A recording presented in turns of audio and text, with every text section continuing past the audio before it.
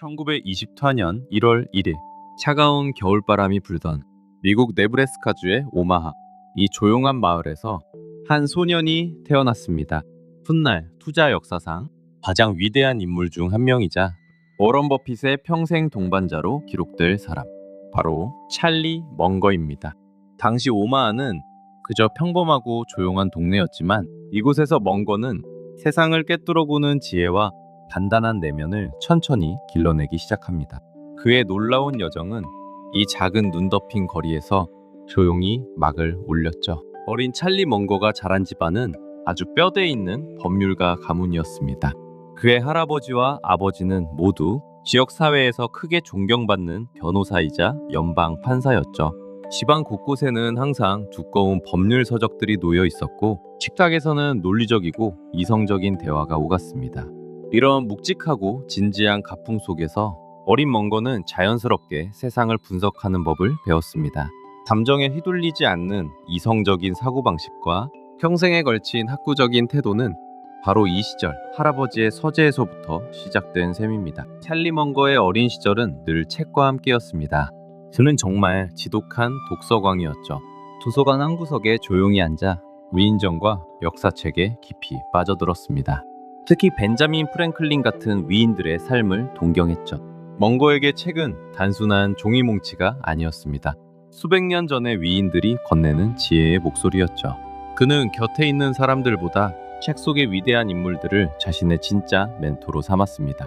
시대를 초월한 우정을 쌓아가며 소녀는 자신만의 거대한 생각의 집을 짓기 시작한 것입니다. 먼거의 삶을 관통하는 하나의 거대한 기둥이 있다면 그것은 바로 벤저민 프랭클린이었습니다. 먼거는 프랭클린을 평생의 롤모델로 삼고 그의 지혜를 자신의 삶에 그대로 투영하고자 노력했습니다. 프랭클린 특유의 철저한 실용주의와 지독한 근면함, 그리고 평생을 바쳐 끊임없이 배우려는 자세는 먼거의 투자 철학을 형성하는 아주 깊은 뿌리가 되었죠.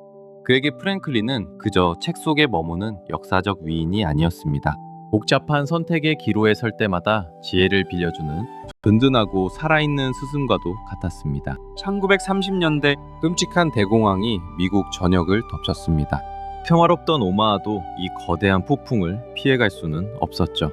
길거리에는 일자리를 잃은 사람들이 넘쳐났고 이웃들은 하루하루 생계를 걱정해야 했습니다. 어린 먼거는 이런 참담한 현실을 두 눈으로 똑똑히 목격했습니다. 굳게 닫힌 상점의 문과 한숨 쉬는 어른들의 뒷모습을 보면서요. 그는 이때 돈이 한순간에 사라질 수 있다는 무서운 위험성과 가난이 삶을 얼마나 비참하게 만드는지 뼈저리게 배웠습니다. 이 어두운 기억은 훗날 그가 철저하게 리스크를 관리하는 뿌리가 됩니다. 10대가 된 찰리 먼거는 오마하에 있는 한 식료품점에서 아르바이트를 시작하게 됩니다. 매일 아침 일찍 출근해서 채소를 나르고 바닥을 쓸어야 했죠. 그런데 이 가게의 이름은 다름 아닌 버핏 앤 선즈였습니다. 네, 여러분이 아시는 그 이름이 맞습니다. 훗날 평생의 파트너가 될 워런 버핏의 친할아버지 어니스트 버핏이 엄격하게 운영하던 곳이었죠. 당시 찰리와 워런은 서로의 존재를 전혀 몰랐습니다. 하지만 두 사람 모두 같은 식료품점의 먼지투성이 바닥에서 정직하고 고된 노동의 가치를 몸소 배우며 10대 시절을 보냈습니다. 오마하라는 작은 동네가 조용히 맺어준 아주 신기하고도 운명적인 인연이었습니다. 워런 버핏의 할아버지인 어니스트 버핏은 아주 엄격하고 깐깐한 고용주였습니다. 어린 찰리 먼거는 이 작은 식료품점에서 하루 무려 12시간씩 일해야 했죠. 무거운 채소 상자를 나르고 바닥을 쓸며 고된 육체 노동의 쓴맛을 제대로 경험했습니다. 하지만 이 고단한 시간은 그에게 아주 중요한 교훈을 남겼습니다. 바로 어떤 일이든 정직하게 땀 흘려 일하는 성실함의 진짜 가치였습니다. 평생 흔들리지 않을 단단한 노동윤리가 바로 이 가게 안에서 만들어진 겁니다. 정말 흥미로운 사실이 하나 있습니다. 훗날 최고의 투자 파트너가 되는 워런 버핏 역시 이 식료품 가게에서 함께 일하고 있었다는 점이죠. 두 소녀는 같은 앞치마를 두르고 같은 공간에서 땀 흘려 일했지만 안타깝게도 서로 마주치지는 못했습니다. 6살이라는 나이 차이와 서로 다른 근무 시간 때문에 마치 평행선처럼 엇갈릴 수밖에 없었던 겁니다. 전세기를 함께할 위대한 동반자였지만 그들이 서로를 알아보기까지는 아직 훨씬 더 많은 시간이 필요했습니다. 찰리 멍거의 남다른 사업 수완은 아주 어린 시절부터 빛을 발했습니다. 그는 집 뒷마당에서 작은 햄스터들을 직접 길러내어 이웃 아이들에게 팔기 시작했습니다. 이것은 또래들의 단순한 장난이 아니었습니다. 꼬마 찰리는 어느 햄스터가 인기가 있는지, 번식 주기에 맞춰 사료값을 어떻게 관리해야 할지 철저하게 계산하며 관찰을 계속했습니다. 비용을 최소화하고 수익을 극대화하는 과정을 즐기며 그는 꽤 쏠쏠한 이윤을 남겼죠. 이 작은 동물들을 통해 그는 수요와 공급이라는 자본주의 기본 원리를 아주 자연스럽게 터득하고 있었습니다. 오마하 센트럴 고등학교에 진학했을 무렵 워런은 이미 평범한 또래 아이들과는 조금 달랐습니다. 단지 숫자에 밟고 돈을 버는 데 관심이 많아서만은 아니었습니다. 세상을 바라보고 판단하는 눈이 훨씬 조숙했던 것이죠. 주변 유행을 쫓거나 친구들의 의견에 무작정 휩쓸리는 법이 결코 없었습니다. 자신이 직접 자료를 찾고 스스로 내린 결론만을 굳게 믿었습니다. 조용하지만 단단하게 다져진 이 시절의 태도는 훗날 그를 위대한 투자자로 만든 든든한 밑거름이 됩니다. 세상이 환호하거나 절망할 때도 흔들리지 않는 그 특유의 독립적인 사고가 바로 이때 뿌리를 내린 것입니다. 어린 시절부터 그는 유독 수학과 물리학에 깊은 관심을 보였습니다. 숫자와 공식이 만들어내는 명쾌하고 논리적인 세계에 푹 빠져들었던 거죠. 세상에 얽히고 설킨 복잡한 현상들도 가만히 들여다보면 단순하고 아름다운 원리로 설명될 수 있다는 사실이 그의 마음을 강렬하게 사로잡았습니다. 복잡한 수식을 하나하나 풀어낼 때마다 마치 세상의 비밀을 한꺼풀 벗겨내는 듯한 희열을 느꼈습니다. 이러한 과학적 사고방식은 훗날 그가 세상을 바라보는 아주 중요한 잣대가 되어주었습니다. 1941년 17살이 된 찰리 멍거는 마침내 고향 오마하를 떠납니다. 그가 향한 곳은 미시간 대학교였죠. 어릴 적부터 숫자와 논리에 밝았던 그는 자연스럽게 수학을 전공으로 선택했습니다. 새로운 캠퍼스에서 그는 조용히 학문의 세계에 빠져들 준비를 하고 있었죠.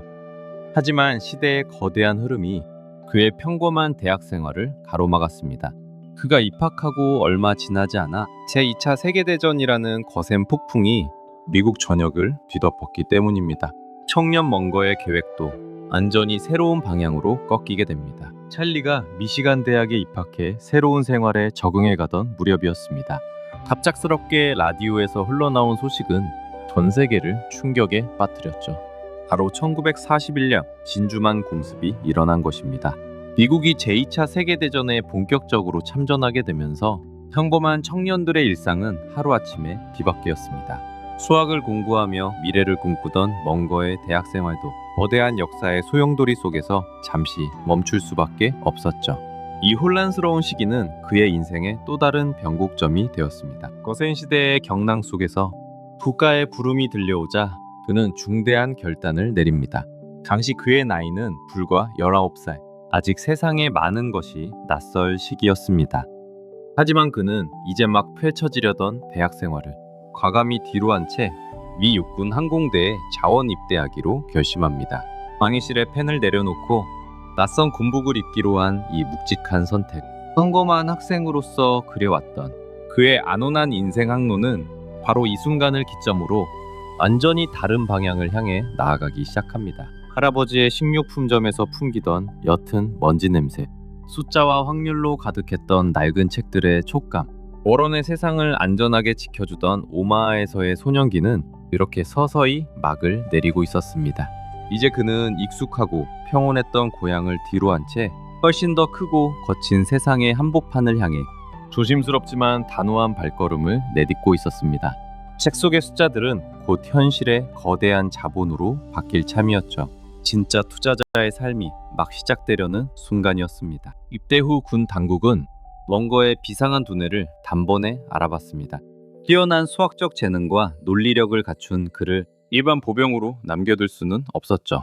대신 그를 장교 육성 프로그램에 선발해 특별한 임무를 맡깁니다. 바로 군사기상학을 전공하게 한 것입니다. 전시 상황에서 날씨를 예측하는 일은 수많은 생명과 작전의 승패가 달린 아주 중요한 문제였으니까요. 원고는 매일같이 방대한 데이터를 분석하며 불확실성 속에서 확률을 계산하는 법을 배웠습니다. 이후 그는 군의 명령에 따라 기상학을 전문적으로 배우기 위해 캘리포니아 공과대학, 즉 칼텍으로 파견됩니다. 세계 최고 수준의 학자들이 모인 이곳에서 그는 매일같이 복잡한 기상 데이터를 분석해야 했죠.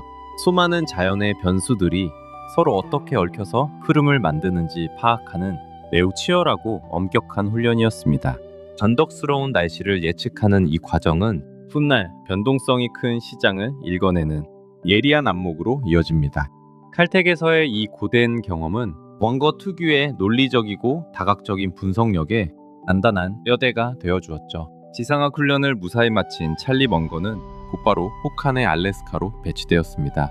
그곳의 환경은 상상을 초월할 정도로 혹독했죠.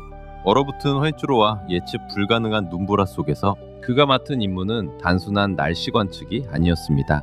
그것은 비행기 조종사들의 생사를 가르는 아주 중요한 예측 업무였습니다. 작은 실수 하나가 치명적인 사고로 이어질 수 있는 상황 속에서 원거는 매일 엄청난 책임감과 압박감을 견뎌야 했습니다. 이 시기의 극단적인 환경과 철저한 위험관리 경험은 훗날 그의 투자 철학에 아주 깊은 영향을 남기게 됩니다. 기상학이라는 학문은요, 본질적으로 거대한 불확실성을 다루는 일입니다. 매일 날씨가 어떨지 우리는 결코 완벽하게 확신할 수 없죠. 수없이 많은 변수들을 모아놓고 그 안에서 가장 가능성 높은 확률을 섬세하게 계산해내는 과정입니다. 놀랍게도 이때 몸에 밴 확률론적 사고방식은 훗날 시몬스가 월스트리트의 시장을 바라보는 아주 중요한 렌즈가 됩니다. 주식시장 역시 언덕스러운 날씨만큼이나 복잡하고 예측하기 어려운 곳이니까요. 불확실성 속에서 수학적 확률을 찾아내는 이 경험이 결국 그의 독창적인 투자 철학을 꽃피우는 단단한 밑거름이 되었습니다. 드디어 길었던 전쟁이 끝났습니다. 군복을 벗고 사회로 돌아온 먼거 앞에는 새로운 현실적인 고민이 기다리고 있었죠. 그에게는 아직 온전한 학사학위가 없었습니다. 전쟁 전 잠시 다녔던 대학과 군에서 받은 기상학 교육이 전부였으니까요. 하지만 먼거는 평범한 대학생으로 돌아가는 대신 완전히 다른 길을 선택합니다. 남은 학업을 마치기 위해 학부로 돌아가는 대신 곧바로 더 높은 목표를 향해 나아가기로 한 거죠. 그의 시선은 이미 최고의 엘리트들이 모이는 하버드 로스쿨을 향해 있었습니다. 보조학력으로 대법원 속기사까지 올랐지만 그의 진짜 목표는 변호사였습니다. 하지만 정식 학사 학위조차 없었던 그가 하버드 로스쿨의 문을 두드리는 건 누가 봐도 무모한 도전이었죠. 실제로 그는 과감하게 지원서를 냈지만 학위 미달이라는 차가운 현실에 부딪혀야 했습니다. 처음 돌아온 대답은 입학을 거절한다는 단호한 통보였습니다. 모두가 당연한 결과라고 했지만 그는 이 거절의 편지 앞에서도 결코 물러서지 않았습니다. 하지만 운명은 찰리를 그냥 주저앉게 내버려 두지 않았습니다. 먼거 가족의 오랜 지인이었던 로스코 파운드가 기꺼이 나서준 것이죠. 그는 다름 아닌 하버드 로스쿨의 전 학장이었습니다. 파운드는 이 청년의 비상한 두뇌와 잠재력을 누구보다 잘 알고 있었거든요. 그는 입학처에 직접 편지를 보내 찰리를 강력하게 추천합니다. 학사 학위조차 없는 지원자였지만 전 학장의 굳건한 보증은 큰 힘을 발휘했습니다. 결국 먼거는 특별 케이스로 입학을 허가받게 됩니다. 외망적인 상황에서 기적처럼 새로운 문이 열린 순간이었습니다. 하버드 로스쿨에 입학한 먼거는 마치 물 만난 고기 같았습니다. 학위가 없다는 약점은 그에게 아무런 장애물이 되지 않았죠. 오히려 군복무 시절 몸에 밴 지독한 규율과 집중력이 학업에 그대로 묻어났습니다. 두꺼운 법학 서적을 산더미처럼 쌓아두고 그는 밤낮 없이 파고들었습니다. 특유의 날카로운 통찰력은 곧 빛을 발했습니다. 전 세계의 수재들이 모인 하버드에서도 그의 존재감은 단연 돋보였죠. 복잡한 판례와 법적 쟁점을 단숨에 꿰뚫어보는 그의 능력에 동기들은 물론 교수진까지 혀를 내두를 정도였습니다. 1948년 그는 드디어 하버드 로스쿨을 졸업하게 됩니다. 놀라운 것은 그가 정식 학사학위도 없이 이 험난한 과정을 시작했다는 점이죠. 그럼에도 불구하고 그는 300명이 훌쩍 넘는 쟁쟁한 동기들 사이에서 당당히 상위 1%의 이름을 올렸습니다. 마그나 쿰 라우데, 즉 최우등 졸업이라는 영예를 안으며 자신의 비범한 천재성을 세상에 증명한 순간이었죠. 이 엄청난 성과는 그가 앞으로 펼칠 놀라운 미래의 작은 예고편에 불과했습니다. 하버드 로스쿨을 우수한 성적으로 졸업한 후 원건은 인생의 새로운 무대를 고민하게 됩니다. 똑똑한 추위의 동굴을 떠나 그가 선택한 곳은 따뜻한 햇살이 내리쬐는 캘리포니아였습니다. 당시의 로스앤젤레스는 끝없는 기회와 역동적인 경제 성장이 막 피어오르던 희망의 도시였죠. 그는 이곳에 가족과 함께 정착하며 본격적인 변호사로서의 첫 발을 내딛기로 결심합니다. 이 새롭고 활기찬 서부의 환경은 청년 멍거의 날카로운 지성에 또 다른 영감을 불어넣어줄 참이었습니다. 학교를 졸업한 후 멍거는 LA에 있는 유명 법률사무소에 취직하게 됩니다. 이곳에서 그는 단순한 법리를 넘어 진짜 세상이 어떻게 돌아가는지 배우기 시작하죠. 그가 주로 다룬 분야는 부동산, 기업구조, 그리고 복잡한 세금 문제였습니다. 매일 산더미처럼 쌓인 계약서와 서류들을 검토하면서 기업들이 어떻게 돈을 벌고 또 잃는지를 현장에서 생생하게 지켜볼 수 있었죠. 이 시기의 치열한 실무 경험은 훗날 그가 위대한 투자자로 성장하는 데 있어서 아주 튼튼한 밑거름이 되어줍니다. 변호사 시절, 멍거는 단순히 법적 조언만 건네는 평범한 대리인이 아니었습니다.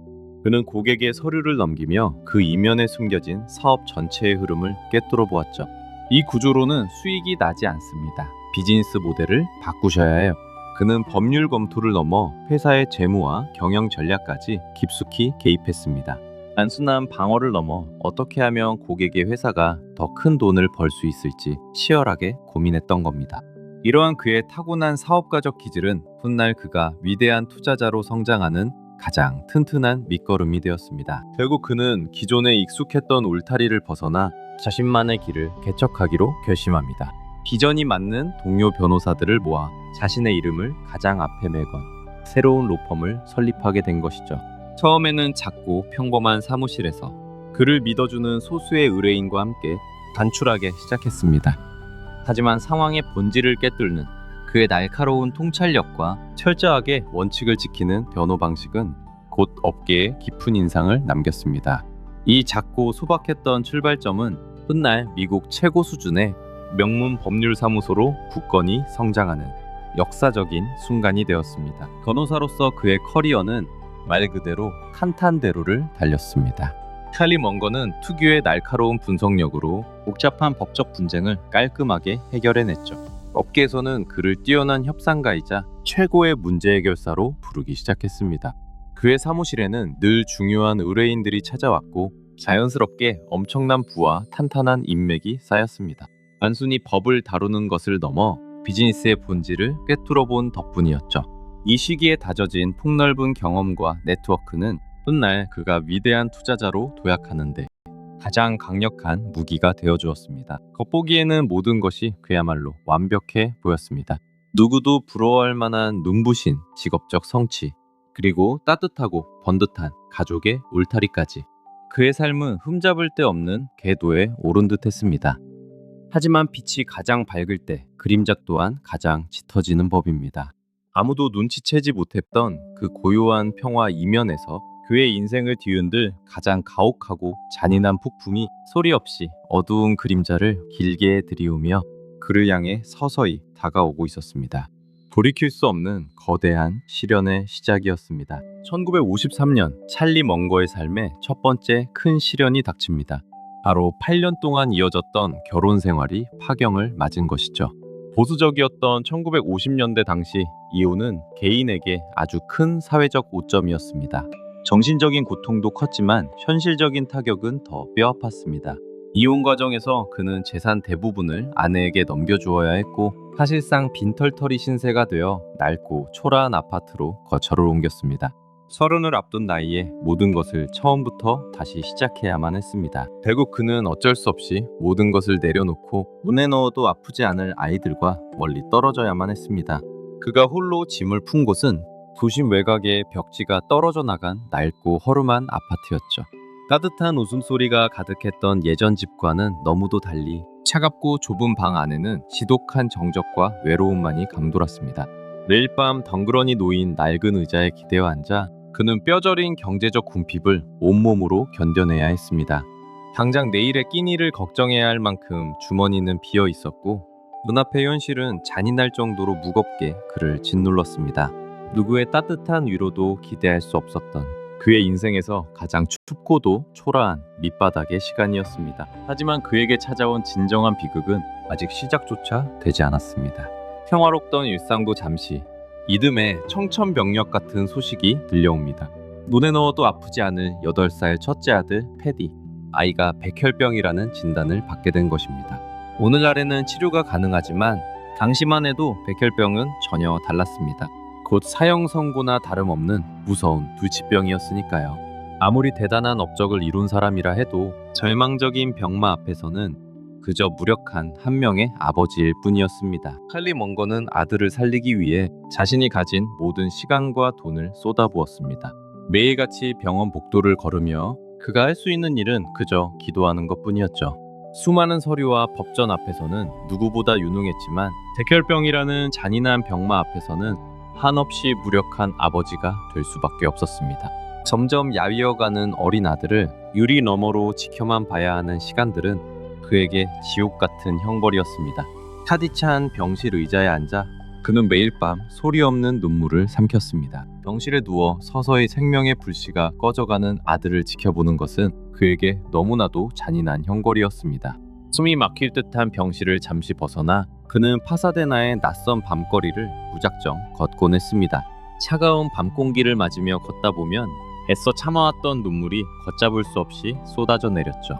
세상을 호령하던 그 거대한 사업가도 자식의 죽음 앞에서는 그저 아무것도 할 수 없는 초라한 아버지일 뿐이었습니다. 뼛속까지 스며드는 완벽한 무력감과 슬픔 속에서 그는 어두운 거리를 걸으며 조용히 흐느꼈습니다. 1950 매전의 어느 고요한 날, 멍거의 헌신적인 간호와 간절한 기도에도 불구하고 사랑하는 아들 테디는 끝내 병마를 이기지 못했습니다.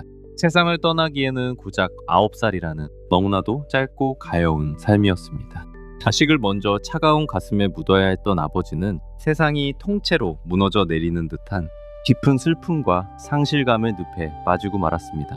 파사데나의 밤거리를 홀로 정처 없이 걸으며 소리 없이 흘렸던 그 뜨거운 눈물은 그의 남은 평생에 지울 수 없는 가장 깊고 어두운 상흔으로 남게 되었습니다. 위약의 한계 앞에서 아무것도 할 수 없었던 그 지독하고도 비참한 무력감 속에서 청년 멍거의 시간은 하염없이 멈춰버린 듯 했습니다. 하지만 멍거는 그 깊은 절망 속에서도 자기 연민에 빠지기를 단호히 거부했습니다. 아무리 슬퍼하고 세상을 원망해도 상황은 단 한 발자국도 나아지지 않는다는 걸 알았기 때문이죠. 그래서 그는 슬픔에 무너지도록 자신을 내버려 두지 않았습니다. 대신 억지로라도 넥타이를 굳혀매고 다시 차가운 거리로 나섰습니다. 주어진 일상과 눈앞의 업무에 묵묵히 온몸을 던졌습니다. 이것이 바로 최악의 비극 앞에서 그가 삶을 지켜낸 방식이었습니다. 가장 어두웠던 터널을 지나 니듬의 찰리는 새로운 인연을 만나게 됩니다. 형대 역시 두 자녀를 홀로 키우고 있던 렌시 보스윅이었습니다. 비슷한 아픔을 겪었던 두 사람은 서로의 상처를 깊이 이해했고 조심스럽게 부부의 연을 맺었습니다. 두 가족의 아이들이 한 집에 모이면서 적막했던 집안은 다시 활기로 가득 찼습니다. 상처받은 이들이 만나 크고 든든한 하나의 울타리를 만든 겁니다. 그제야 멍거는 잃어버렸던 삶의 안정을 조금씩 되찾을 수 있었습니다. 가족이 1명, 2명 늘어나면서 경제적 독립에 대한 갈망은 더욱 절실해졌습니다. 아무리 유능하고 바쁘게 일하는 변호사라도 결국 자신의 소중한 시간을 팔아 돈을 버는 구조적 한계에 부딪혔으니까요. 그는 단지 노동으로 얻는 시간당 수입료만으로는 결코 진정한 부를 이룰 수 없다는 냉혹한 현실을 깨달았습니다. 자신이 잠든 사이에도 자본이 스스로 일하며 수익을 창출하게 만들어야만 했죠. 그래서 이 무렵부터 그는 단순한 저축의 단계를 뛰어넘어 본격적인 투자의 세계로 진지하게 눈을 돌리기 시작합니다. 그가 눈을 돌린 첫 번째 돌파구는 다름 아닌 부동산이었습니다. 수많은 부유한 법률 고객들을 만나면서 그는 돈이 흐르는 길을 자연스럽게 보게 되었죠. 단순히 남의 계약서를 검토하는 데 그치지 않고 허리 위에서만 오가던 자본이 실제 거대한 건물로 올라가는 과정을 생생하게 목격한 겁니다. 기회를 확신한 그는 망설임 없이 소규모 아파트 개발 사업에 직접 뛰어들었습니다. 안락한 책상 앞을 과감히 벗어나 안전모를 쓰고 먼지가 날리는 건설 현장으로 나선 것이죠. 이것이 훗날 그에게 거대한 부를 쌓게 해준 가장 결정적인 첫 번째 투자 경험이 되었습니다. 결과는 그야말로 대성공이었습니다. 조합을 결성해 시작했던 부동산 개발은 그의 예상대로 큰 수익을 안겨주었죠. 변호사로 수년을 꼬박 일해야만 겨우 만져볼 수 있을 법한 큰돈이었습니다. 하지만 그는 단기간에 그 돈을 거머쥐었습니다. 이 첫 번째 사업의 성공은 단순히 운이 좋아서가 아니었습니다. 치밀한 계산과 과감한 실행력이 빚어낸 결과였죠. 이때부터 사람들은 그를 주목하기 시작했습니다. 유능한 청년 변호사를 넘어 탁월한 감각을 지닌 투자자로서 말입니다. 가족의 경제 상황이 겨우 제자리를 찾아가며 이제 한숨 돌리나 싶었던 무렵이었습니다. 하지만 얄궂게도 또 다른 시련이 예고 없이 찾아왔습니다. 어머니는 평소 앓고 계시던 백내장을 치료하기 위해 수술대에 오르셨죠. 간단할 줄만 알았던 그 수술이 생각지도 못한 끔찍한 부작용을 일으키고 말았습니다. 수술은 결국 실패로 돌아갔고 왼쪽 눈의 시력을 완전히 잃게 되셨습니다. 게다가 말로 다할 수 없는 극심한 통증까지 밤낮으로 이어졌습니다. 가족 모두의 가슴이 다시 한번 무너져 내리는 순간이었습니다. 밤낮 없이 찌르는 듯한 통증은 결국 인간이 감당할 수 있는 한계를 넘어섰습니다. 매일매일 극심한 고통에 시달리던 그는 결국 뼈아픈 결단을 내리게 됩니다. 자신의 왼쪽 안구를 완전히 적출하고 차가운 의안을 넣는 수술대에 오른 것이죠. 수술이 끝난 뒤 안대를 감고 병실에 누워있던 그에게는 또 다른 절망이 찾아왔습니다. 바로 유일하게 남은 오른쪽 눈마저 완전히 빛을 잃을지도 모른다는 형언할 수 없는 끔찍한 공포였습니다. 완전한 실명이라는 최악의 시나리오가 다가왔을 때 찰리 멍거의 반응은 보통 사람들과는 완전히 달랐습니다. 그는 두려움에 빠져 절망하는 대신 아주 실용적인 대비책을 세웠죠. 바로 눈이 완전히 보이지 않게 될 나를 위해 치과 점자를 배우기 시작한 겁니다.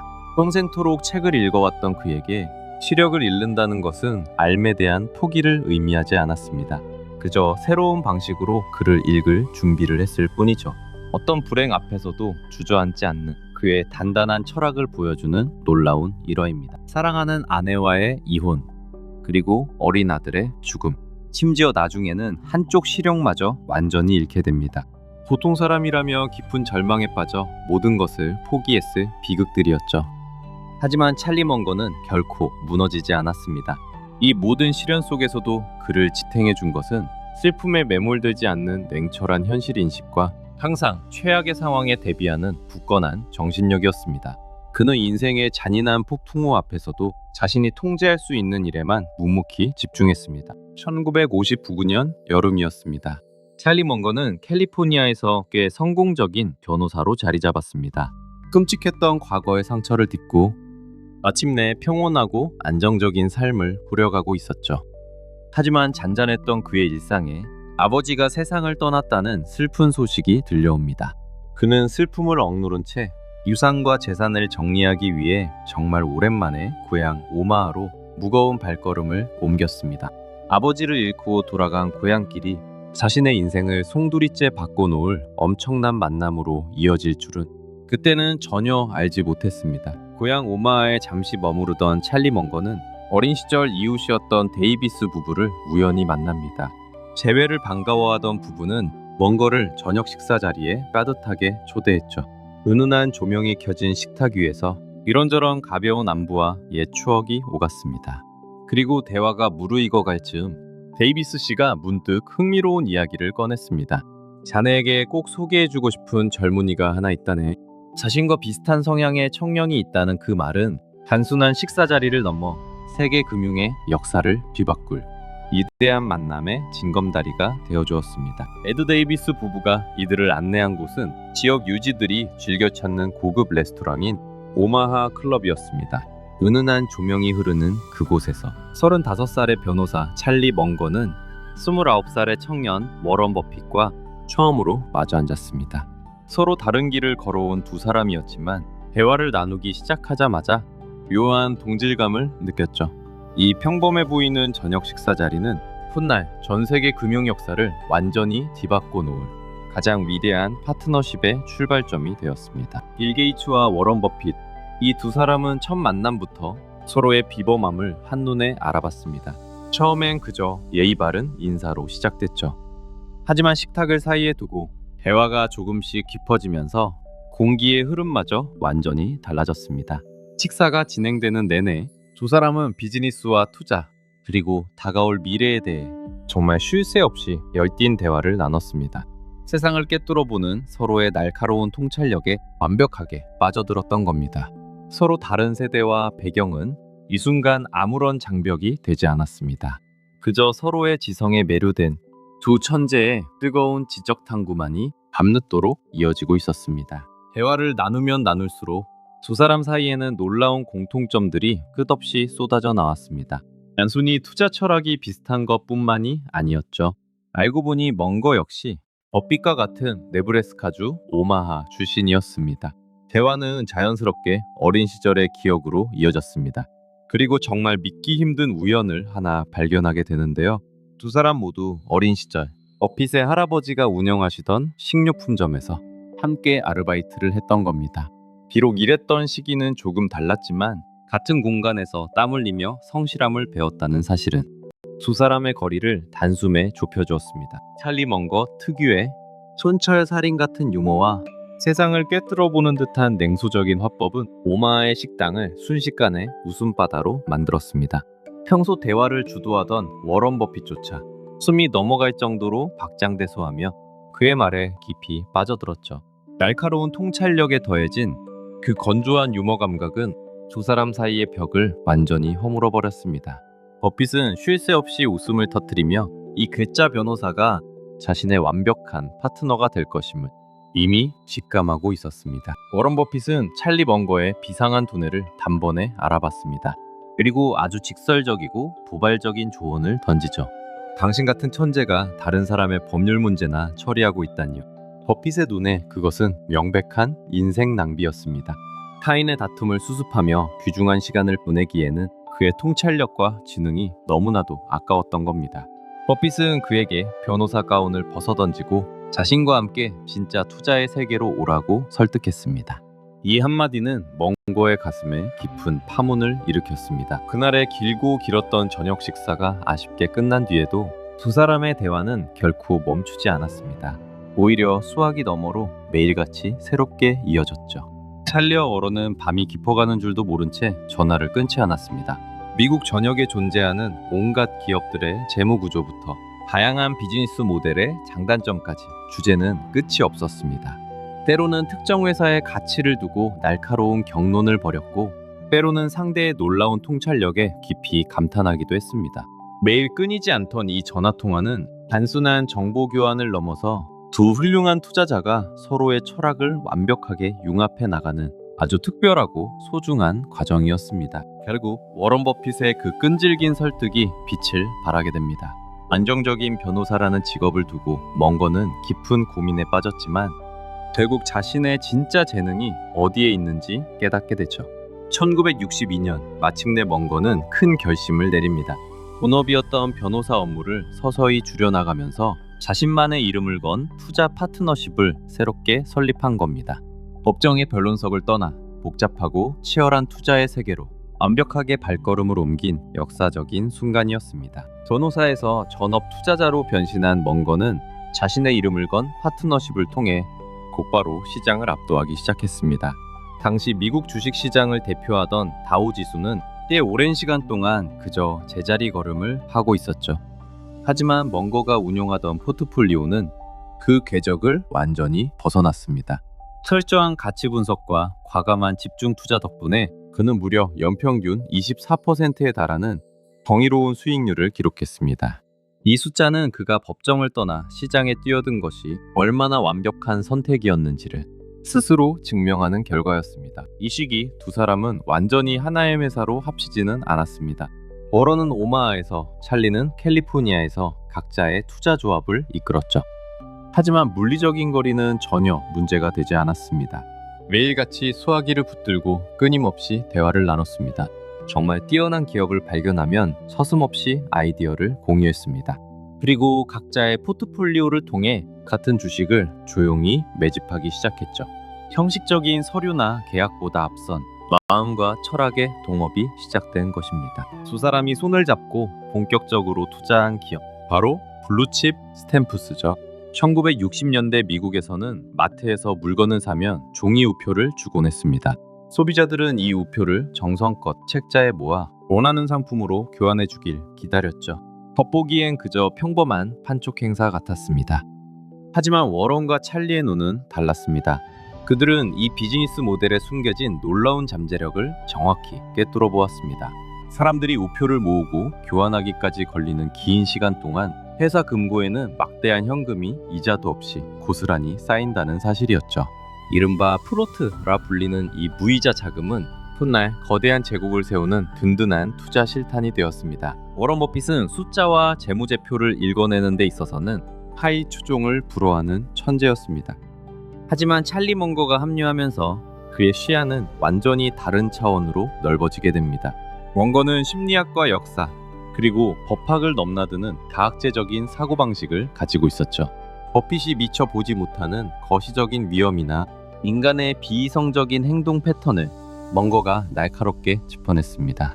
이 두 사람의 만남은 단순히 훌륭한 투자자 둘이 모인 것이 아니었습니다. 서로의 결점을 완벽하게 메워주는 역사상 가장 위대한 비즈니스 시너지의 시작이었죠. 시간이 흐르면서 두 사람의 투자 철학은 마치 약속이라도 한 듯 하나로 수렴하기 시작했습니다. 초기에는 각자의 이름으로 투자를 이어갔지만 시간이 지날수록 그들의 포트폴리오는 놀랍도록 겹치게 되었죠. 훌륭한 기업을 알아보는 날카로운 두 사람의 시선이 정확히 같은 곳을 향하고 있었던 겁니다. 결국 투자의 역사라는 거대한 물결은 이 두 천재를 버크셔 해서웨이라는 하나의 튼튼한 배에 오르도록 이끌었습니다. 솔로 헤쳐오던 위대한 항해가 마침내 공동의 운명으로 굳게 얽히는 순간이었습니다. 1959년 오마하의 한 조용한 식당에서 시작된 우연한 저녁 식사. 이 평범해 보이는 짧은 만남은 그저 두 고향 사람의 대화로 끝나지 않았습니다. 서로 다른 곳에서 각자의 길을 걷던 두 천재가 마침내 같은 곳을 바라보게 된 순간이었죠. 워런 버핏의 깊고 냉철한 가치 투자와 찰리 먼거의 넓고 날카로운 통찰력. 서로의 빈자리를 완벽하게 채워줄 수 있다는 것. 두 사람은 직감했습니다. 이날 밤 오마하에서 맺어진 이 작은 인연은 훗날 월스트리트를 넘어 전 세계를 뒤흔들게 됩니다. 20세기 자본주의 역사상 가장 위대하고 경이로운 투자 파트너십의 서막이 바로 이 순간 열린 것입니다. 당시 젊은 워런 버핏은 스승 벤저민 그레이엄의 철학을 철저하게 따르고 있었습니다.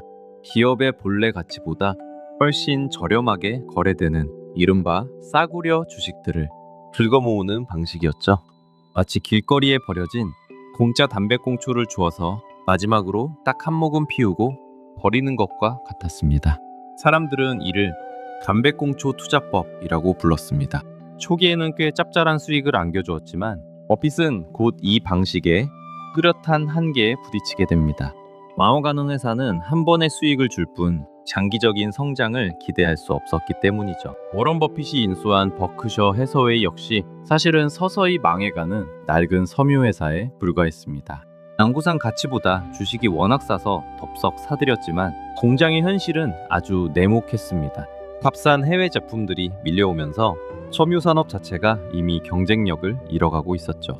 아무리 새로운 방직 기계를 들여놓고 원가를 줄여보려 발버둥쳐도 돌아오는 건 없었습니다. 이익은커녕 밑 빠진 독처럼 자본만 갉아먹는 그야말로 끔찍한 골칫거리가 된 겁니다. 바로 이 시기에 찰리 먼거는 버핏의 투자 철학을 완전히 뒤집어 놓을 쓴소리를 던집니다. 버핏이 고수하던 이른바 담배꽁초 투자법을 매섭게 비판한 것이죠. 쓰러져가는 삼류 기업을 단지 싸다는 이유로 줍는 짓은 이제 그만두게. 먼거의 조언은 단호하고 명확했습니다. 적당한 기업을 헐값에 사는 것보다 훌륭한 기업을 적당한 가격에 사는 게 훨씬 낫다. 그리고 투자 역사에 길이 남을 명언을 남깁니다. 시간은 훌륭한 기업의 친구지만 멍청한 기업의 적이다. 찰리 멍거가 워런 버핏에게 제시한 새로운 투자 원칙은 놀라울 정도로 단순하고 명료했습니다. 그것은 기존의 방식을 완전히 뒤집는 놀라운 발상의 전환이었습니다. 그저 그런 적당한 기업을 아주 헐값에 사는 것보다 정말로 훌륭한 기업을 제값 주고 사는 것이 훨씬 낫다. 이 한마디는 헐값에만 집착하던 버핏의 시야를 크게 넓혀주었습니다. 단순히 저렴한 주식이 아니라 위대한 기업의 진정한 가치를 알아보기 시작한 겁니다. 이후 그들의 투자는 완전히 새로운 차원으로 도약하게 됩니다. 워렌 버핏과 찰리 멍거의 새로운 투자 철학은 1972년 시즈캔디 인수전에서 첫 번째 시험대에 오릅니다. 캘리포니아에 있던 이 초콜릿 회사는 사람들에게 사랑받는 훌륭한 브랜드를 가지고 있었습니다. 하지만 한 가지 큰 문제가 있었죠. 바로 장부 가치에 비해 회사의 매각 가격이 너무 비싸다는 것이었습니다. 과거의 버핏이라면 이렇게 비싼 주식은 절대 쳐다보지도 않았을 겁니다. 담배꽁초처럼 싼 주식만 찾던 그에게 품질의 가치를 돈으로 환산해 프리미엄을 지불한다는 것은 뼈를 깎는 고민이 필요한 결정이었습니다. 하지만 버핏은 선뜻 지갑을 열지 못하고 깊은 고민에 빠졌습니다. 시즈캔디의 매각 대금은 장부 가치보다 무려 3배나 높게 책정됐죠. 자신의 멘토였던 벤저민 그레이엄의 방식대로라면 이건 쳐다보지도 말아야 할 터무니없이 비싼 주식이었죠. 스승은 항상 길바닥의 담배꽁초처럼 헐값에 거래되는 기업만 사들이라고 가르쳤으니까요. 젊은 시절부터 몸에 밴 그 오랜 관성이 결단을 가로막고 있었습니다. 결국 장부에 빨간 줄을 긋고 인수를 포기하려 했습니다. 하지만 찰리 멍거의 생각은 완전히 달랐습니다. 그는 시즈캔디라는 기업 이면에 숨겨진 무형의 가치에 주목했습니다. 바로 압도적인 브랜드 충성도와 강력한 가격 결정력이었죠. 사람들은 명절이나 특별한 날이면 어김없이 시즈캔디의 초콜릿을 사기 위해 기꺼이 지갑을 열었습니다. 멍거는 버핏에게 이렇게 강조했습니다. 매년 가격을 올려도 고객들이 절대 떠나지 않는 훌륭한 기업이라면 장부상 가격이 조금 비싸더라도 과감하게 사야 한다고요. 이 설득은 버핏의 투자 철학을 완전히 뒤바꾸는 결정적인 순간이 되었습니다. 찰리의 그 끈질긴 설득은 결국 버크셔 해서웨이의 역사를 바꿨습니다. 1972년 시즈캔디의 인수가 마침내 성사되었죠. 그리고 이 회사는 이후 50년 동안 그야말로 기적을 만들어냈습니다. 초기 투자금의 수십 배가 넘는 무려 20억 달러 이상의 막대한 현금을 버크셔에 안겨주었거든요. 시즈캔디가 벌어들인 이 엄청난 현금은 이후 버크셔가 다른 위대한 기업들을 사들이는 든든한 실탄이 되었습니다. 훌륭한 기업에는 제값을 치러야 한다는 찰리의 철학이 완벽하게 증명된 순간이었습니다. 이 뼈아픈 실수를 계기로 워런 버핏의 투자 철학은 완전히 새로운 차원으로 진화하게 됩니다. 싼 값에 집착하던 낡은 습관을 버리고 진정으로 위대한 기업의 가치에 눈을 뜬 것이죠. 길고 우울했던 방직 공장의 시대는 그렇게 저물어갔습니다. 대신 그 자리에는 강력한 수익을 창출하는 우량 기업들이 하나둘 모여들기 시작했습니다. 다 쓰러져가던 시골의 섬유회사가 세계에서 가장 거대한 투자 지주회사로 탈바꿈하는 진정한 이막이 오른 것입니다. 1978년 찰리 멍거는 마침내 중대한 결정을 내립니다. 오랫동안 성공적으로 이끌어오던 자신의 파트너십을 조용히 정리한 것이죠. 그리고 그해 버크셔 해서웨이의 부회장 자리에 공식적으로 오르게 됩니다. 이는 그저 서류상의 단순한 직함 변화가 아니었습니다. 워런 버핏과 찰리 멍거 두 천재 투자자가 구축해온 오랜 신뢰와 철학이 하나로 융합되는 역사적 분기점이었죠. 수십 년간 전 세계 금융계를 뒤흔들 가장 위대한 파트너십이 마침내 완성되는 순간이었습니다.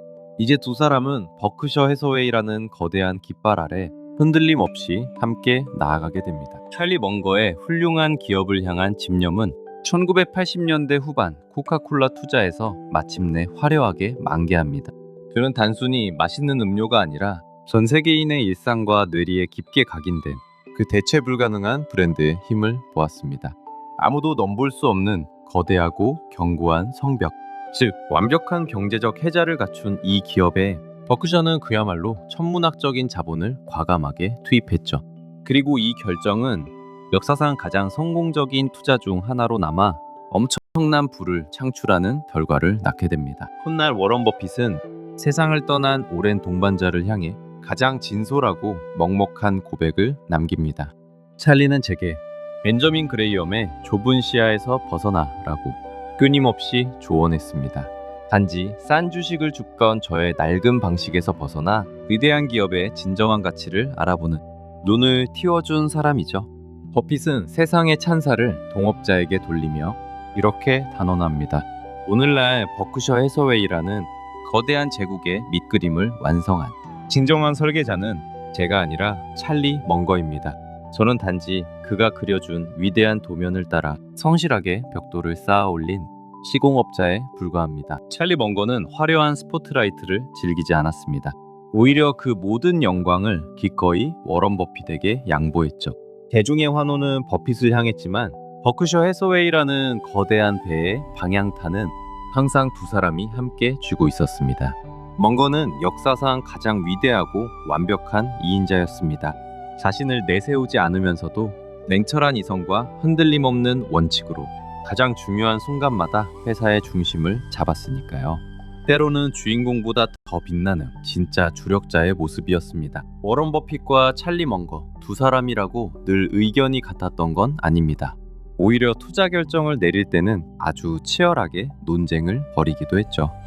하지만 그 논쟁이 감정적인 싸움으로 번진 적은 단 한 번도 없었습니다. 서로의 지성을 깊이 존중했기 때문입니다. 의견이 좁혀지지 않을 때면 멍거는 특유의 유머로 분위기를 풀곤 했습니다. 워런, 내 말을 듣지 않으면 당신은 바보가 될 거요. 이 뼈있는 농담 한마디에 두 사람은 껄껄 웃으며 다시 해답을 찾아갔습니다.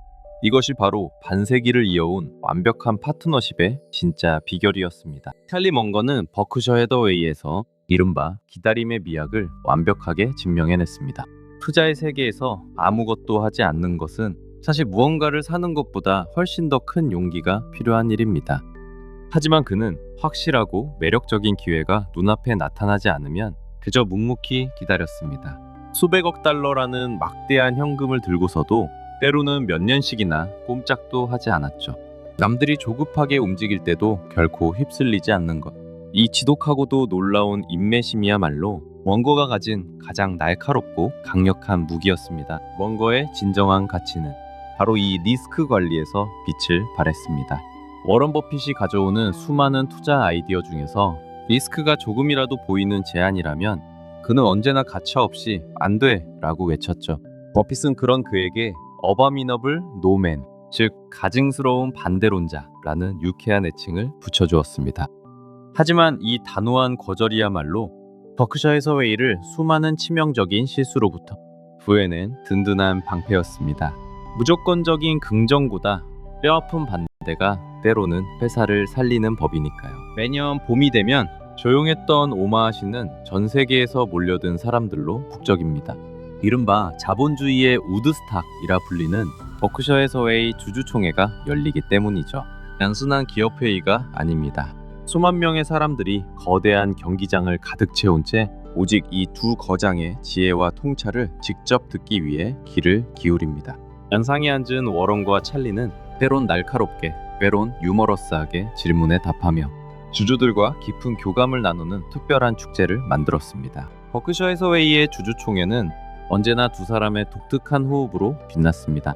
워런 버핏이 주주들의 질문에 아주 길고 친절하게 대답을 끝내고 나면 사람들의 시선은 자연스럽게 찰리 멍거에게 향했죠. 그때마다 멍거는 특유의 무심한 표정으로 마이크를 잡았습니다. 그리고 단 한마디를 툭 던졌습니다. 저는 더 보탤 말이 없습니다. 이 짧고 묵직한 한마디는 수만 명의 청중을 항상 웃음바다로 만들었죠.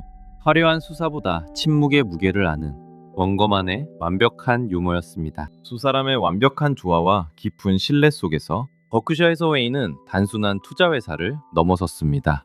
그들은 보험과 금융을 든든한 기반으로 삼고 에너지와 철도 그리고 우리가 매일 쓰는 소비재까지 미국 경제의 굵직한 혈관들을 하나둘 이어나갔죠. 마치 거대한 퍼즐을 맞추듯 말입니다. 버크셔는 특정 산업에 국한되지 않고 미국 자본주의 그 자체를 상징하는 단단하고 거대한 제국으로 우뚝 서게 되었습니다. 이 모든 것은 찰리와 워런 두 사람의 철학이 만든 결과였죠. 과거 쓰러져 가던 작고 초라한 섬유회사는 어느덧 세계에서 가장 거대하고 가치 있는 기업 집단으로 성장했습니다. 많은 사람들이 이를 두고 자본주의의 기적이라 부릅니다.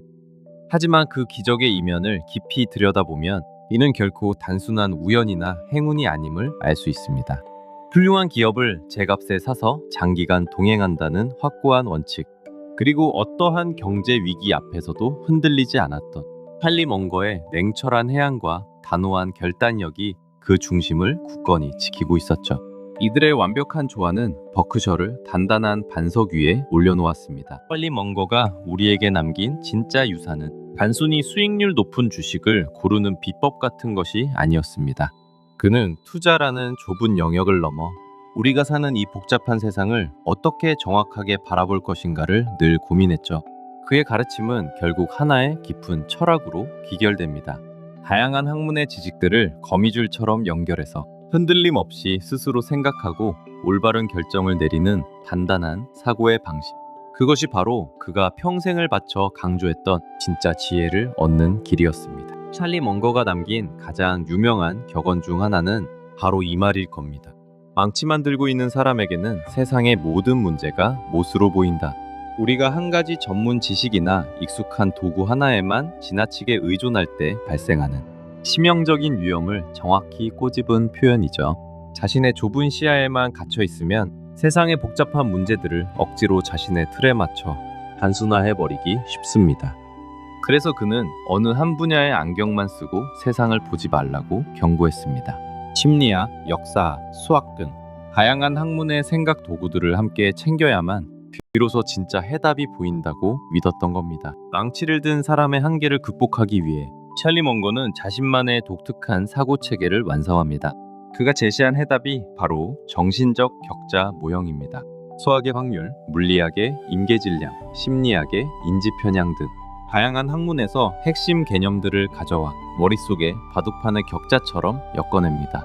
어떤 복잡하고 낯선 문제가 주어져도 이 촘촘한 격자망을 하나씩 통과시키다 보면 세상의 이면을 훨씬 더 다각도로 꿰뚫어 볼 수 있습니다. 수학과 물리학, 생물학과 심리학, 그리고 역사학까지. 멍거는 세상을 이해하기 위해 단 하나의 학문에만 갇혀 있어서는 안 된다고 강조했습니다. 그는 각 주요 학문의 가장 기초적인 원리, 약 100여 가지를 완전히 터득해야 한다고 믿었죠. 그리고 이 원리들을 머릿속에서 하나의 거대한 그물망처럼 융합할 때 우리는 비로소 세상의 이치를 꿰뚫어보는 진짜 세상의 지혜를 얻게 됩니다. 복잡한 문제를 만날 때마다 이 다양한 도구들을 꺼내어 다각도로 바라보는 것이죠. 전통적인 경제학은 인간을 언제나 합리적인 존재로 가정했습니다. 하지만 멍거의 생각은 달랐습니다. 그는 현실의 주식시장이 완벽한 숫자나 공식으로만 움직이지 않는다는 걸 깨달았습니다. 그곳은 결국 두려움과 탐욕에 흔들리는 비합리적인 인간들이 모인 거대한 전쟁터였죠. 그래서 멍거는 경제학이 간과하고 있던 인간의 심리와 비이성에 깊은 관심을 가졌습니다. 사람들이 왜 어리석은 결정을 내리는지 이해해야만 진짜 투자의 승자가 될 수 있다고 믿었던 겁니다. 우리는 왜 종종 뻔히 보이는 함정에 빠져버리고 마는 걸까요? 그는 우리의 뇌가 가진 치명적인 약점, 즉 인지편향에 깊은 관심을 가졌습니다. 내가 믿고 싶은 것만 믿으려는 확증편향, 남들이 하니까 무작정 따라하는 사회적 증거의 법칙까지. 그는 인간이 어리석은 결정을 내리게 만드는 심리적 요인들을 20가지가 넘는 목록으로 꼼꼼하게 정리했습니다. 이른바 인간 오판의 심리학이라 불리는 이 통찰은 수많은 사람들이 스스로의 덫을 피할 수 있도록 돕는 강력한 무기가 되었습니다. 찰리 멍거가 평생토록 가장 사랑했던 문제 해결 방식은 바로 역발상이었습니다. 그는 항상 문제를 거꾸로 뒤집어서 생각하곤 했죠. 멍거가 즐겨하던 유명한 농담이 하나 있습니다. 내가 장차 어디서 죽을지 알 수만 있다면 난 절대 그곳에 가지 않을 텐데. 단순한 우스갯소리 같지만 이 안에는 아주 강력한 철학이 담겨 있습니다. 어떻게 성공할까를 고민하기 전에 무엇이 우리를 실패로 이끄는지 먼저 찾아내는 겁니다. 그리고 그 치명적인 실수들을 하나씩 피하다 보면 자연스럽게 성공에 닿게 된다는 뜻이죠. 수많은 사람들이 어떻게 하면 성공할 수 있는지 묻습니다. 하지만 멍거의 대답은 언제나 뜻밖이었습니다. 성공하는 법을 찾기 전에 어떻게 하면 내 인생을 완벽하게 망칠 수 있는지부터 연구하라는 거였죠. 게으름, 질투, 그리고 신뢰를 깨트리는 행동들. 우리를 실패로 이끄는 그 파멸의 길을 정확히 그려보고 단지 그 길을 피하는 것만으로도 이미 절반은 성공한 거나 다름없다고 강조했습니다. 이 단순한 뒤집기, 즉 철저한 역발상 사고가 그를 위대한 투자자로 만든 가장 강력한 무기였습니다. 우리는 결코 천재가 되려고 노력하지 않았습니다. 찰리 먼거는 버크셔의 성공 비결을 이렇게 말합니다. 그저 어리석은 짓을 피하려고 지속적으로 노력했을 뿐입니다. 사람들은 대개 한 번의 빛나는 통찰이나 천재적인 결정을 찾으려 애를 씁니다. 하지만 그는 달랐습니다. 똑똑해지는 것보다 멍청해지지 않는 것이 훨씬 더 중요하다고 믿었죠. 남들이 열광하며 낭떠러지로 달려갈 때 그저 조용히 멈춰 서는 것. 치명적인 실수를 피하며 오랜 시간 살아남는 것. 그것이 바로 평범함을 넘어선 그들만의 진짜 천재성이었습니다. 찰리 먼거가 고안한 독창적인 개념 중 하나는 바로 롤라팔로자 효과입니다. 이름부터 아주 독특하죠?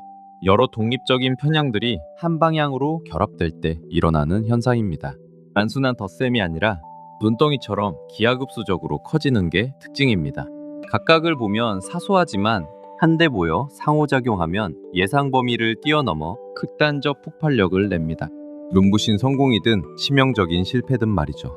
거대한 결과물들 뒤에는 항상 이 효과가 숨어 있습니다. 가열된 공개 경매장에서 사람들이 이성을 잃고 호가를 높이는 모습, 시장을 휩쓰는 맹목적인 투기 열풍, 심지어 사이비 종교의 세뇌 과정까지.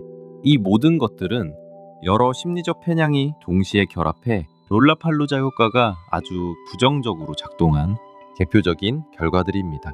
이 무서운 결합의 원리를 제대로 이해하고 있다면 우리는 군중의 광기 속에서도 중심을 잡을 수 있습니다. 모두가 환호하며 뛰어들 때 비로소 시장의 거품을 깨뚫어보고 치명적인 함정을 피해갈 수 있는 것이죠. 반대로 이 롤라팔로자 효과가 긍정적인 방향으로 작동할 때를 상상해 볼까요? 정말 훌륭한 비즈니스 모델을 가진 기업이 있다고 가정해 보겠습니다. 여기에 뛰어난 경영진의 탁월한 판단력이 더해지고 수많은 사람들이 제품을 사랑하는 사회적 증거까지 결합된다면 어떻게 될까요? 이 모든 긍정적인 요소들이 한데 얽히면서 시너지를 폭발시킵니다. 그 결과가 바로 코카콜라나 비즈니처럼 세상을 지배하는 압도적인 기업의 탄생인 것이죠.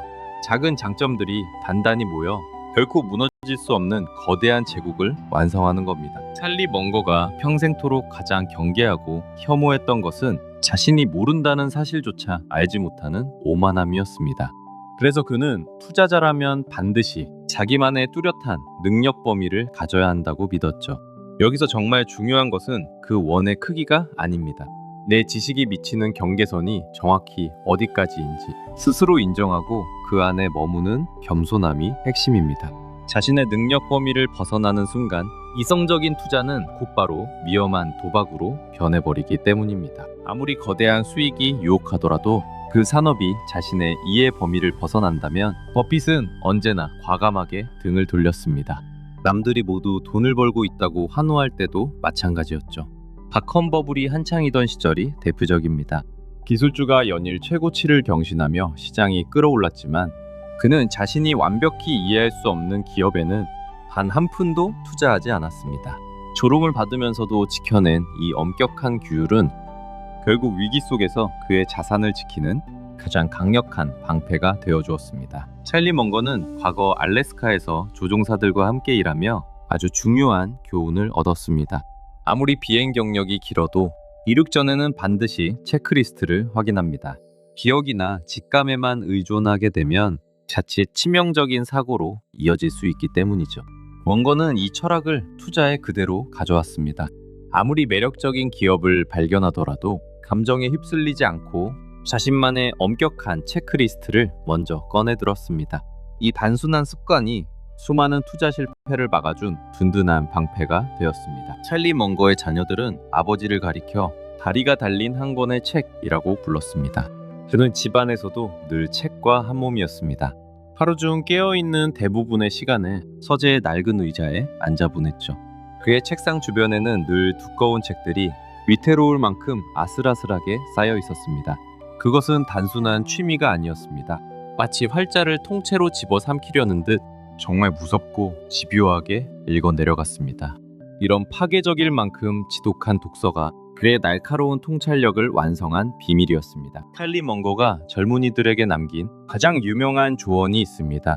아침에 일어났을 때보다 아주 조금만 더 현명해진 상태로 잠자리에 드십시오. 이것은 정말 단순하지만 가장 강력한 성장의 비밀입니다. 하루아침에 엄청난 지식을 쌓으라는 게 아닙니다. 매일 좋은 책을 읽고 조용히 생각하며 어제보다 한 걸음만 더 나아가는 것이죠. 이 작고 소박한 하루하루가 모이면 지식의 봉이라는 마법이 일어납니다. 오늘 밤 잠자리에 들 때 우리는 아침보다 조금 더 현명해져 있을까요? 그는 도덕성을 잃어버린 자본주의를 늘 경계했습니다. 아무리 똑똑한 사람이라도 신뢰할 수 없다면 함께 일하지 않았죠. 먼거는 투자의 세계에서 가장 강력한 무기가 결국 사람과 사람 사이의 믿음이라고 생각했습니다. 그는 항상 이렇게 역설했습니다. 세상에서 가장 훌륭한 비즈니스 모델은 결코 끊어지지 않는 정당한 신뢰의 그물망을 구축하는 것이다. 이것이 바로 버크셔 해서웨이가 반세기 넘게 지켜온 성공의 진짜 비결입니다. 찰리 먼거가 인간의 감정 중 가장 어리석게 여긴 것은 바로 질투였습니다. 그는 종종 이렇게 말하곤 했죠. 수많은 죄악들 중에서 질투는 단 한 줌의 즐거움도 주지 못하는 유일한 감정입니다. 다른 죄악들은 적어도 아주 잠깐의 쾌락이라도 허락해주지만 질투는 오직 스스로에게 끔찍한 고통만 안겨줄 뿐이라는 겁니다. 그래서 그는 타인과의 무의미한 비교를 당장 멈추라고 충고했습니다. 우리가 집중해야 할 것은 남이 아니라 어제의 나 자신이기 때문입니다. 워런 버핏의 오랜 파트너 찰리 먼거는 늘 강조했습니다. 흥의 마법을 온전히 누리기 위한 첫 번째 규칙은 절대로 쓸데없이 그것의 흐름을 방해하지 말라는 것입니다. 우리는 종종 조금 더 빨리 부자가 되고 싶은 마음에 끊임없이 주식을 샀다 팔며 시장을 기웃거리곤 하죠. 하지만 잦은 거래와 그 이면에 숨어있는 조급함은 오랜 시간 공들여 쌓아온 복리의 성장을 꺾어버리는 가장 큰 적입니다. 마치 단단한 바위 틈을 뚫고 천천히 자라나는 어린 나무처럼 진정한 부의 축적에는 묵묵히 시간을 견뎌내는 절대적인 인내가 필요합니다. 가만히 놔두는 것, 그것이 가장 어려운 투자일지도 모릅니다. 시장 군중의 의견이나 이름난 전문가들의 예측에 절대 의존하지 마십시오. 수많은 사람들이 동의한다고 해서 그것이 진실이 되는 것은 아닙니다. 오직 객관적인 사실과 명확한 논리만이 당신의 판단이 옳은지 그른지를 결정해 줍니다. 그레이엄은 시장이 환호할 때 오히려 차분하게 물러났고 모두가 공포에 질려 도망칠 때 조용히 기회를 찾았습니다. 그는 다수와 다른 길을 걷는 것, 즉 홀로 서는 것을 결코 두려워하지 않았습니다. 투자의 세계에서 진정한 성공은 군중과 반대로 걸어갈 수 있는 독립적인 사고에서 시작됩니다. 찰리 먼거의 이런 단호한 철학은 최근 몇 년간 이어졌던 암호화폐 열풍 속에서 더욱 빛을 발했습니다. 그는 내재 가치가 전혀 없고 오직 다음 사람에게 더 비싸게 넘기는 투기적 속성만 가진 자산을 극도로 경계했습니다. 비트코인에 대해 그는 쥐약이라는 거친 표현까지 써가며 한치의 망설임 없이 비판했죠. 실제 수익을 창출하는 생산적인 자산이 아니라면 결코 투자할 가치가 없다는 것이 그의 확고한 믿음이었습니다. 시대가 변하고 새로운 기술이 등장해도 가치 투자의 본질은 절대 변하지 않는다는 묵직한 경고였습니다. 찰리 먼거의 평생에 걸친 지혜와 빛나는 철학 그리고 주요 강연들을 한데 모아 엮은 책이 있습니다. 바로 가난한 찰리의 연감입니다. 이 책은 단순한 투자 지침서가 아닙니다.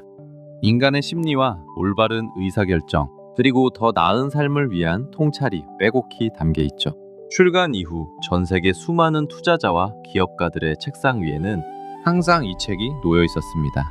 그들에게 이 책은 단순한 베스트셀러를 넘어 투자의 세계를 안내하는 현대판 바이블로 자리 잡았고 많은 이들에게 신선하고 깊은 지적인 충격을 안겨주었습니다. 수십조 원에 달하는 엄청난 부와 세계적인 명성을 이룬 후에도 찰리 멍거는 결코 자만하는 법이 없었습니다. 그는 언제나 자신의 한계를 깊이 인정했습니다. 인간이 가진 지식은 이 거대한 우주 앞에서는 그저 작은 먼지에 불과하다는 사실을 너무나도 잘 알고 있었죠. 이런 철저한 현실주의와 지적인 겸손함은 그가 평생 동안 치명적인 오만을 피하고 굳건하게 나아갈 수 있도록 돕는 닻이 되었습니다. 내가 무엇을 모르는지 정확히 아는 것. 어쩌면 그것이야말로 이 현자가 우리에게 남긴 가장 빛나는 유산일지도 모릅니다. 결국 찰리 멍거가 평생을 바쳐 강조했던 철학은 단지 주식시장에서 돈을 버는 얄팍한 기술이 아니었습니다. 그것은 복잡하고 불확실한 세상의 이치를 꿰뚫어보는 투명한 렌즈이자 인생이라는 긴 여정을 안내하는 나침반이었습니다. 그는 우리에게 스스로의 무지를 솔직하게 인정하고 평생토록 끊임없이 배우라고 조언합니다. 삶의 거센 파도 앞에서도 결코 흔들리지 않는 합리성, 그리고 언제나 도덕적이고 품위 있는 인간으로 살아가는 실천적인 지혜. 그것이 바로 찰리 멍거가 세상에 남긴 가장 위대하고 빛나는 유산일 것입니다. 버크셔 해서웨이의 2인자라는 수식어가 가장 유명하지만 찰리 멍거의 발자취는 거기에만 머물지 않았습니다. 그는 1977년부터 데일리 저널의 회장직을 맡았습니다. 이 작은 출판 기업은 멍거의 또 다른 실험실과도 같았습니다. 그는 이곳에서도 특유의 장기적인 시각과 철저한 가치 투자 철학을 고스란히 적용했습니다. 수십 년간 회사를 이끌며 열린 주주총회는 그의 날카로운 지혜를 듣는 또 다른 무대였죠. 워런 버핏의 그늘 밖에서 일구어낸 멍거만의 조용하고도 단단한 성공 신화였습니다. 매년 열리는 데일리 저널 주주총회는 버크셔 해서웨이와는 또 다른 특별함이 있었습니다. 이곳은 워런 버핏 없이 오직 찰리 멍거 홀로 무대를 지키는 행사였죠. 버핏이라는 부드러운 완충제 없이 멍거의 생각을 날 것 그대로 들을 수 있는 유일한 자리였습니다. 수많은 주주들은 좁은 강당에 모여 앉아 작은 마이크 앞에 선 노인을 향해 숨을 죽였습니다. 그의 입에서 나오는 직설적이고 거침없는 춘철살이는 언제나 사람들의 허를 찔렀습니다. 투자의 세계는 물론이고 어떻게 살아가야 하는지 인생의 진리를 꿰뚫고 있었으니까요. 사람들은 꾸밈없는 그의 단호한 목소리 하나를 듣기 위해 매년 기꺼이 이곳으로 몰려들었습니다. 말년에 이르러 그는 수억 달러라는 막대한 부를 대학과 병원에 아낌없이 기부했습니다. 하지만 그의 기부 방식은 단지 수표에 서명하는 것으로 끝나지 않았죠. 그에게는 특별한 열정이 하나 있었는데 바로 건축에 대한 사랑이었습니다. 그는 자신이 후원하는 건물의 설계 과정에 직접 참여하기를 원했습니다. 제도판 앞에 앉아 도면을 꼼꼼히 살피고 직접 건물의 스케치를 그릴 정도였으니까요. 단순한 자선가를 넘어 자신의 철학과 애정을 건물에 고스란히 새겨넣은 것입니다. 물론 그의 독특하고 확고한 철학이 늘 환영받은 것만은 아니었습니다. 때로는 건축 전문가들의 거센 비판에 직면하기도 했죠. 가장 대표적인 논란의 중심에는 대학교 기숙사인 멍거홀 프로젝트가 있었습니다. 그는 주어진 공간의 효율성을 극대화하고 공용 공간에서의 교류를 늘리기 위해 과감하게 창문이 없는 방들을 설계했습니다. 수많은 사람들이 우려를 표하며 설계 변경을 요구했지만 그는 주변의 비판에 결코 흔들리지 않았습니다. 자신이 철저히 계산하고 옳다고 믿는 가치라면 세상의 반대 앞에서도 뜻을 굽히지 않은 것입니다. 90세가 훌쩍 넘은 나이, 백발이 성성하고 휠체어에 의지해야 했지만 찰리 멍거의 두뇌는 조금도 녹슬지 않았습니다. 오히려 시간이 지날수록 더 예리하게 빛났죠. 그는 매일 아침 눈을 뜨면 돋보기를 쓴 채 엄청난 양의 책과 자료들을 읽어내려갔습니다. 세상이 어떻게 변하고 있는지, 새로운 기술이 어떤 흐름을 만들어내는지 끊임없이 탐구했습니다. 육체는 노쇠했을지라도 그의 지적 호기심만큼은 여전히 청년과 같았습니다. 워런 버핏과의 우정은 반세기가 넘는 긴 세월 동안 단 한 번의 균열도 없이 단단하게 이어졌습니다. 냉혹한 월스트리트의 역사에서 이토록 오랫동안 완벽한 파트너십을 유지한 사례는 찾아볼 수 없습니다. 세상에서 가장 영리한 이 두 노인은 화려한 파티 대신 사무실에 마주 앉아 조용히 시간을 보냈습니다. 얼음이 가득 담긴 체리 코카콜라를 마시고 달콤한 시즈 캔디를 함께 씹으면서 말이죠. 서로의 생각에 동의하지 않을 때도 있었지만 결코 다투는 법은 없었습니다. 두 사람은 서로를 가장 깊이 이해하는 영혼의 단짝이자 마지막 순간까지 함께한 진정한 친구였습니다. 찰리 멍거는 수십억 달러를 가진 거부였지만 그의 일상은 우리가 상상하는 부자의 모습과는 거리가 멀었습니다. 그는 화려한 저택으로 이사하는 대신 수십 년 전 구입한 평범한 집에 평생을 머물렀죠. 그에게 진짜 사치란 비싼 자동차나 화려한 파티가 아니었습니다. 낡고 편안한 안락의자에 앉아 조용히 흥미로운 책 한 권을 읽어내려가는 시간이면 충분했습니다. 멍거에게 진정한 불안, 남에게 보여주기 위한 것이 아니라 조용히 생각할 수 있는 자유였습니다. 말년에 이르러 찰리 멍거는 후배와 젊은 세대에게 인생의 가장 뼈아픈 진실을 담담히 전했습니다. 우리가 살다 보면 피할 수 없는 아주 끔찍하고 슬픈 일들이 반드시 일어납니다. 하지만 중요한 것은 그 다음의 태도라고 강조했죠. 그는 아주 단호하게 조언했습니다. 절대로 불평하지 마십시오. 그저 묵묵히 어떻게든 그 시간을 이겨내야 합니다. 시련에 부딪혔을 때 세상을 원망하는 대신 바위처럼 묵묵히 견뎌내는 태도. 그것이 바로 그가 100년에 가까운 기나긴 세월 동안 수많은 상실과 고난을 직접 겪으며 증명해낸 가장 위대한 삶의 지혜였습니다. 젊은 시절 첫 아들을 잃는 가슴 아픈 비극을 겪었지만 포드는 그 슬픔에 무너지지 않았습니다. 오히려 가족의 소중함을 더욱 깊이 깨달았죠. 세월이 흘러 은퇴한 이후 그는 슬하에 많은 자손을 둔 대가족의 든든한 가장이 되었습니다. 주말이면 손자와 증손자들이 저택의 정원을 뛰어놀았고 커다란 식탁에 온 가족이 둘러앉아 따뜻한 저녁을 함께 나눴습니다. 한때 세계를 우령했던 자동차 제왕도 그 순간만큼은 그저 평범하고 자애로운 할아버지일 뿐이었습니다. 비극을 딛고 일군 이 평화로운 풍경은 그의 굴곡진 삶에 찾아온 가장 아름답고 고요한 위로였습니다. 2023년의 깊은 가을, 찰리 멍거의 100번째 생일을 불과 한 달 남짓 앞둔 시점이었습니다. 언제나 흔들림 없던 그의 건강이 이 무렵부터 급격히 쇠약해지기 시작했습니다. 정신은 여전히 날카롭고 명석했지만 한 세기를 버텨온 육체는 이제 서서히 한계를 맞이하고 있었죠. 가을 낙엽이 떨어지듯 조용하고 차분하게 다가온 시간이었습니다. 버크셔 해서웨이라는 거대한 배를 이끌어온 위대한 거장의 무대가 마침내 그 장엄한 막을 천천히 내리려 하고 있었습니다. 그리고 시간이 흘러 2023년 11월 28일 캘리포니아의 한 병원에서 가족들이 지켜보는 가운데 찰리 멍거는 조용히 눈을 감았습니다. 그의 나이 99세, 100번째 생일을 불과 한 달 앞둔 시점이었습니다. 평생의 지혜와 이성으로 살아온 그는 마지막 순간까지도 아주 평온하고 의연했습니다. 그의 타계 소식이 전해지자 월스트리트는 물론 전 세계가 일제히 깊은 애도를 표했습니다. 위대한 투자자이자 철학자였던 거인이 마침내 기나긴 여정을 마친 것입니다. 찰리의 부고가 전해진 직후 워런 버핏은 짧고 굵은 성명을 발표했습니다. 수십 년을 함께해온 완벽한 파트너를 잃은 깊은 슬픔이 묻어나는 글이었죠. 버핏은 단 한 문장으로 글을 기렸습니다. 찰리의 영감과 지혜, 그리고 그의 참여가 없었다면 오늘날의 버크셔 해서웨이는 결코 지금의 모습이 될 수 없었을 것입니다. 60년에 걸친 두 사람의 위대한 동행은 이 묵직한 고백 속에 고스란히 담겨 있었습니다.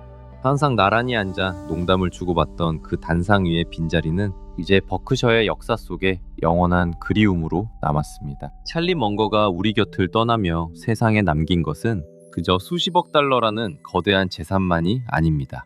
오히려 돈으로 환산할 수 없는 훨씬 더 거대한 유산을 남겼죠. 그것은 바로 세상을 꿰뚫어보는 냉철한 논리, 여러 학문을 넘나들며 진리를 탐구하던 다학제적 사고력입니다.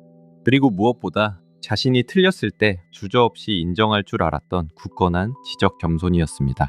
그가 남긴 이 무형의 지혜들은 시간이 흐를수록 더 깊은 빛을 발하며 우리 삶의 든든한 이정표가 되어줄 것입니다. 하루에도 수없이 광기와 탐욕이 엇갈리는 자본주의의 최전선, 끝없이 출렁이는 이 거칠고 변덕스러운 시장이라는 바다에서 찰리 멍거는 남들처럼 헛된 환상을 조차 표류하지 않았습니다. 그는 유행에 휩쓸리는 대신 조용히 자신만의 자리를 지켰습니다. 그리고 평생토록 합리성이라는 닻을 가장 깊은 곳에 단단히 내렸죠. 아무리 거센 폭풍우가 몰아쳐도 결코 흔들리지 않는 단 하나의 닻이었습니다.